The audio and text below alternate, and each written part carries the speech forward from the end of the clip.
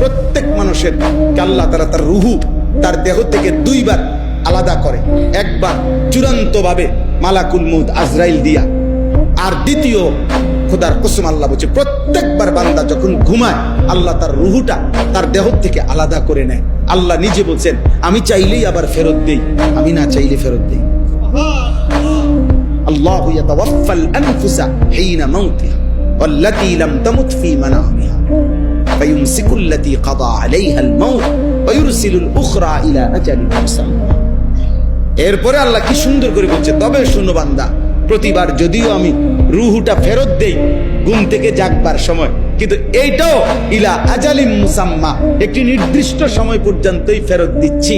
এই ফেরত দিলেও তুমি ধোঁকা খাইও না যে কোনোদিন আটকাবো না, না সত্যি সত্যি একদিন রুহুটা একবার নেব আজরাইল দিয়া, আর কোনোদিন ফেরত দেব না।